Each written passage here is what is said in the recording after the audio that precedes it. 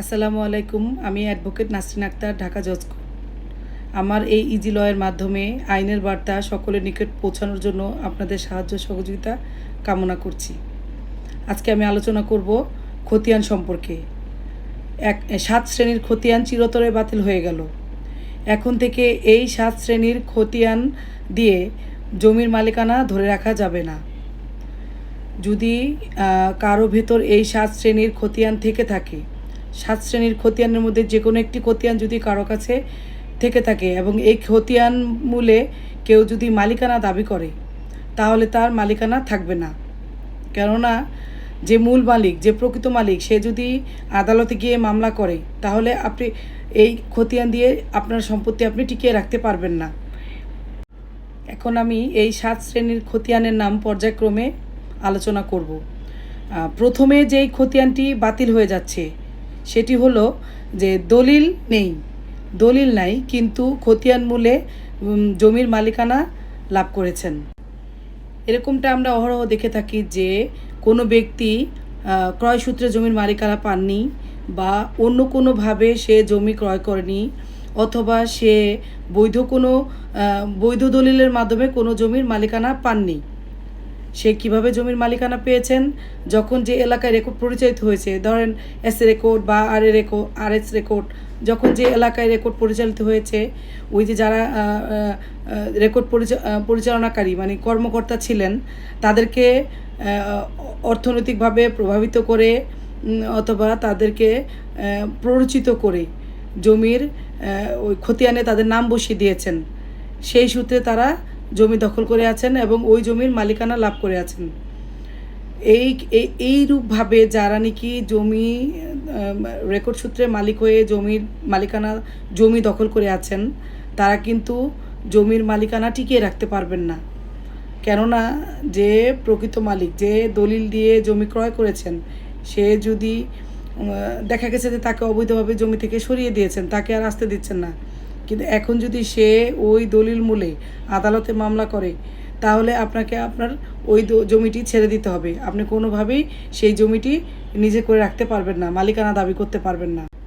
দ্বিতীয় পর্যায়ে যেই খতিয়ানটি বাতিল হয়ে গেল সেটা হচ্ছে সরকারি খাস জমি। আমরা সাধারণত জানি যে খাস জমি হচ্ছে সরকারের জমি, আর সরকারের পক্ষ হতে প্রত্যেক জেলায় যে ডিসি সাহেব আছেন, তাদের আন্ডারে এই জমিগুলা থাকে। তারা এই জমির অভিভাবক হিসাবে এগুলা দেখাশোনা করেন। এখন যারা ভূমিহীন, যাদের সম্পদ নাই, তারা কি করেন? ডিসি মহোদয়ের বরাবর একটা আবেদন করেন, এবং আবেদন করলে এই আবেদনের পরিপ্রেক্ষিতে দেখা গেছে যে ডিসি মহোদয় তাদেরকে, ওই ভূমিহীনদেরকে 99 বছরের জন্য লিজ দেন বা বন্দোবস্ত দেন। এখন এই বন্দোবস্ত যে পেল, সে যদি জীবিত থাকে তাহলে তার নামে অথবা তার ওয়ারিসদের নামে দেখা গেছে যে রেকর্ডে নাম করে নিল, পর্যায়ক্রমে তাদের নাম করে নিল। এখন এই যে খাস জমি রেকর্ড করে নিল তাদের নামে, এবং তাদের নামে নামজারি করে নিল। এখন রেকর্ড বা নামজারি করে নেওয়ার ফলে তারা যদি মনে করে যে এই সম্পত্তির মালিক তারা, তাহলে তাদের ভুল। কারণ সরকারি জমি লিজ নেবার পর, খাস জমি লিজ নেবার পর সে তার নামে নামজারি করতে পারে, কিন্তু সে কখনোই এটা তার নিজের সম্পত্তি বা এই সম্পত্তির মালিকানা সে দাবি করতে পারবে না। এখন এই লিজ নেওয়া সম্পত্তি দেখা গেছে কয়েকটা রেকর্ড হলো, ওই কয়েকটা রেকর্ডেই তার নাম আসলো বা তার ওয়ারিসদের নাম আসলো। এখন এই রেকর্ডে ওয়ারিসদের নাম আসার পরিবর্তে তারা যদি মনে করে যে এই সম্পত্তির মালিক তারা, এবং এই নিজেদেরকে মালিক মনে করে তারা কি করলো? অন্যজনের কাছে সম্পদটা বিক্রি করে দিল। এখন এই যে বিক্রি করে দিল, সে বিক্রি করার ফলে কিন্তু যার কাছে বিক্রি করলো সে কিন্তু ভাবলো যে আমার নামে মালিকানা হয়ে গেছে, সে তার নামে নামজারি করে নেয়। এখন সে এই জমি তাদের কাছ থেকে ক্রয় করলো বা নামজারি করে নিল, তারপরেও কিন্তু সে তার মালিকানা দাবি করতে পারবে না, কারণ এটা সরকারের জমি। সরকারের চাহিদা মতো, সরকারের প্রয়োজন মতো যে কোনো মুহূর্তে এই জমিটি কিন্তু সে ফিরিয়ে নিতে পারে। সেই ক্ষেত্রে কিন্তু ওই যে কিনে নিল তার কিন্তু কোনো মালিকানা সে দাবি করতে পারবে না, সে কিচ্ছু করতে পারবে না। সরকারের জমি নিয়ে নিয়েছেন। তাই এই জমি, এই সরকারের খাস জমি ক্রয় করা এবং বিক্রয় করা কিন্তু নিষিদ্ধ। যদি কেউ ক্রয় বিক্রয় করে তাহলে কিন্তু এটা দণ্ডনীয় অপরাধ, শাস্তিযোগ্য অপরাধ। তাই সরকারি খাস জমি ক্রয় বিক্রয় করা যাবে না। যদি কেউ এরকম সরকারি খাস জমি লিজ নিয়ে ক্রয় বিক্রয় করে এবং যার কাছে বিক্রয় করলো সে কখনোই মালিকানা অর্জন করতে পারবে না, তার মালিকানা বাতিল হয়ে যাবে। তৃতীয় পর্যায়ে যেই খতিয়ানটি বাতিল হয়ে যাচ্ছে সেটা হচ্ছে যে অবৈধভাবে জমির মালিকানা লাভ করার মাধ্যমে যারা নাকি অবৈধ খতিয়ান তৈরি করেছে তাদের খতিয়ানটি বাদ হয়ে যাবে। দেখা গেল যে প্রকৃত যে মালিক তাকে তার জমি থেকে সরিয়ে দিল, জোর কোনো প্রভাব প্রতিপত্তি দেখিয়ে যে প্রকৃত মালিক তাকে তার জমি থেকে উচ্ছেদ করে তারা অবৈধভাবে তাদের জমিটি দখল করে সেখানে ভোগ দখল করতে লাগলো এবং তারা অবৈধভাবে কোনো রেকর্ড বা খতিয়ান লাভ করলো, তাহলে সেই অবৈধ খতিয়ান বাতিল হয়ে যাবে। সেই খতিয়ান বলে তারা মালিকানা দাবি করতে পারবে না। কেননা যে বর্তমানে যেই নতুন আইন পাশ হয়েছে, ভূমি অপরাধ প্রতিরোধ ও প্রতিকার আইন, এই আইনের বলে তাদেরকে মামলা দায়ের করে ওই যে যারা অবৈধ দখলকারী তাদেরকে উচ্ছেদ করে দিতে পারবে এবং এই মামলা দায়ের ফলে তাদের শাস্তিও হবে। চতুর্থ পর্যায়ে যে খতিয়ানটি বাতিল হয়ে যাচ্ছে সেটা হচ্ছে যে জাল দলিলের মাধ্যমে যদি কেউ মালিকানা লাভ করে থাকে। দেখা গেছে জাল দলিলের মাধ্যমে কেউ যদি মালিকানা লাভ করে থাকে এবং এই জাল দলিলের ভিত্তিতে সে কোনো খতিয়ান প্রস্তুত করে থাকে, খতিয়ানে তার নাম বসে থাকে, নাম জারি করে থাকে, তার সমস্ত কিছু বাতিল হয়ে যাবে। দেখা গেছে যে প্রকৃত লোক নাই, সে অন্যত্র চলে গেছে অথবা সে প্রবাসে থাকে, প্রবাসে আছে, অন্য একজন লোক তার স্থলে অন্য একজন লোককে দাঁড় করিয়ে একটা নকল জাল দলিল সৃজন করলো। সেই জাল দলিলের যার কাছে বিক্রি করলো সে ওই দলিলের ভিত্তিতে সে তার নামে নামজারি এবং খতিয়ান তৈরি করলো।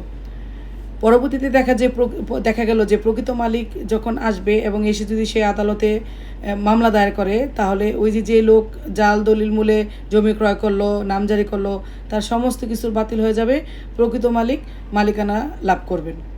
পঞ্চম পর্যায়ে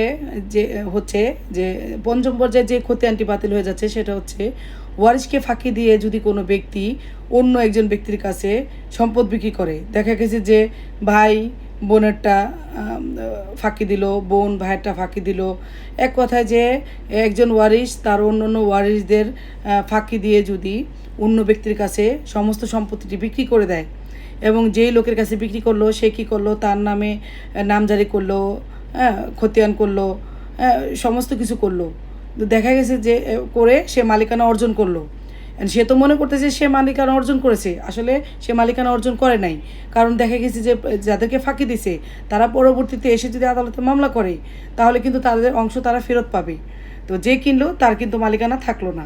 ষষ্ঠ পর্যায়ে যে খতিয়ানটি বাতিল হয়ে গেল সেটা হচ্ছে যে এক জমি একের অধিক লোকের কাছে যদি বিক্রি করে, দেখা গেছে যে প্রথমে যার কাছে বিক্রি করলো তার নামে সে নামজারি করলো না, পরবর্তীতে নামজারি না করার ফলে ওই লোক কী করলো, আবার দ্বিতীয় বা তৃতীয় জনের কাছে বিক্রি করলো।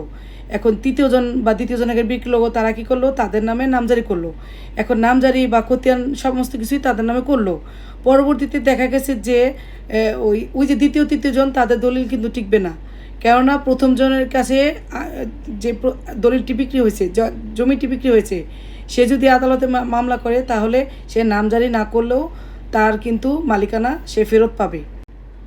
সপ্তম পর্যায়ে যেই খতিয়ানটি বাতিল হয়ে গেল সেটা হলো যে কেউ এক দাগে জমি ভোগ দখল করার জন্য ক্রয় করেছেন এবং যে ব্যক্তি জমিটি বিক্রয় করেছেন দেখা গেছে যে সে ভোগ করছে এক দাগ, কিন্তু ওই এক দাগে তার সম্পত্তি কম আছে, তো সে যখন জমিটি তার কাছে বিক্রি করলো তখন ওই এক দাগের ভোগ দখলটাই তাকে দিয়ে দিল, কিন্তু ওই দলিলের মধ্যে বিভিন্ন দাগও বসায় দিলেন, কারণ উনি তো এক দাগের মালিক না।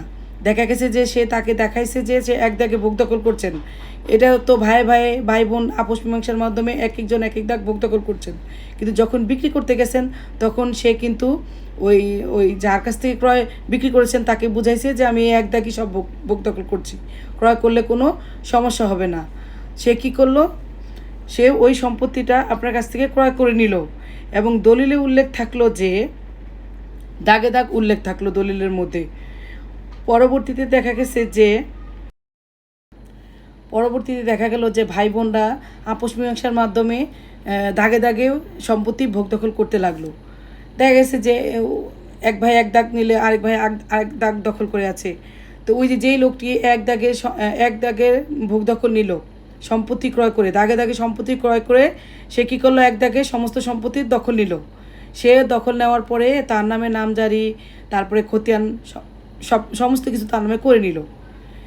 এখন দেখা গেছে যে পরবর্তী যারা ওয়ারিশ আছে তারা যদি মনে করে যে যেই দাগটা তার কাছে বিক্রি করছে সেই দাগটার মূল্য এখন বেশি, তো আমরা সেটা তাকে দেব না, আমরা দাগে দাগে আমাদের সম্পদ বুঝে নিব, তখন কিন্তু সে তার ওই যে নামজারি তার নামে খতিয়ান করেছে সে কিন্তু তার নামে আর এই মালিকানা টিকিয়ে রাখতে পারবে না।